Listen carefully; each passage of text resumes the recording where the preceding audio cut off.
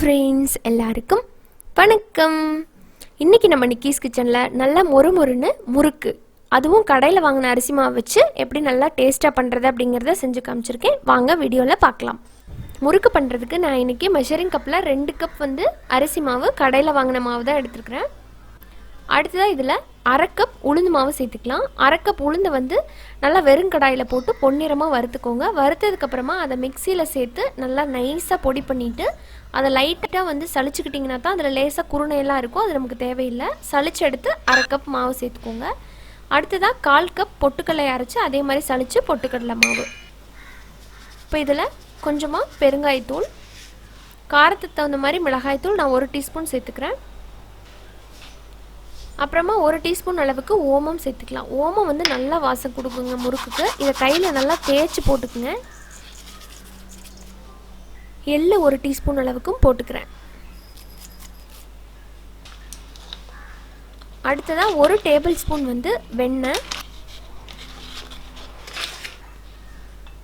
தேவையான அளவுக்கு உப்பு சேர்த்து நல்லா மிக்ஸ் பண்ணிவிட்டு அடுத்ததாக தேவையான அளவுக்கு தண்ணி சேர்த்து நம்ம மிக்ஸ் பண்ணிக்க போகிறோம்.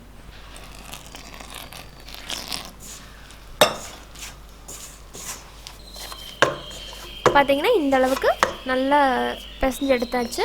ஸோ மாவோட பதம் இப்படி தான் இருக்கணும். இது லைட்டாக ட்ரை ஆகாமல் இருக்கிறதுக்காக கொஞ்சம் வெண்ணெய் அப்படி இல்லைன்னா ஆயில் போட்டு எடுத்து ஓரமாக வச்சுருங்க. சூடான ஆயில் போட்டிங்கன்னா இன்னும் நல்லா மொறுமொறுன்னு கிடைக்கும். இப்போது இதில் இருந்து நம்ம மாவை எடுத்து இந்த மாதிரி ஷேப் பண்ணிவிட்டு நம்ம முறுக்கு குழலில் உள்ளே போட்டுடலாம். நான் 5 ஓட்டை இருக்கிற அந்த அச்சு தான் எடுத்துருக்கிறேன். இப்போ அதை சேர்த்துட்டு இந்த மாதிரி ஒரு கரண்டியில் புழிஞ்சுக்க போகிறேன்.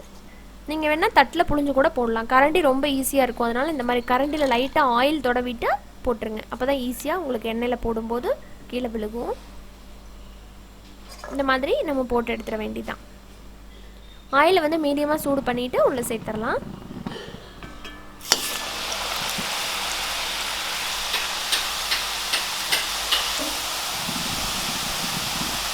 ஸோ அப்படியே திருப்பி திருப்பி போட்டு நல்லா பொரிஞ்சு வர்ற அளவுக்கு பொரிய விட்டுருங்க. ஒரு மீடியமாகவே இருக்கட்டும். இப்போ பாருங்கள், முறுக்கு நல்லா பொரிஞ்சு எண்ணெய் கொதியெல்லாம் அடங்கி ரெடியாகி வந்திருக்கு. எல்லாத்தையும் சுட்டு எடுத்தாச்சுங்க. இப்போ எந்த அளவுக்கு கிறிஸ்பியாக இருக்குன்னு பார்க்கலாம்.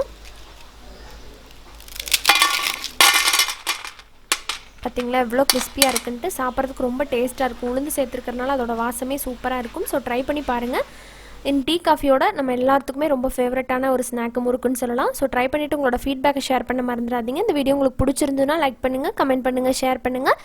அண்ட் நம்ம சேனல் நிக்கீஸ் கிச்சனை இன்னும் சப்ஸ்கிரைப் பண்ணாத நண்பர்கள் ப்ளீஸ் சப்ஸ்கிரைப் பண்ணிவிட்டு கூட இருக்கிற பெல் சிம்பிளை அழுத்திடுங்க. மீண்டும் சந்திக்கலாம். நன்றி, வணக்கம்.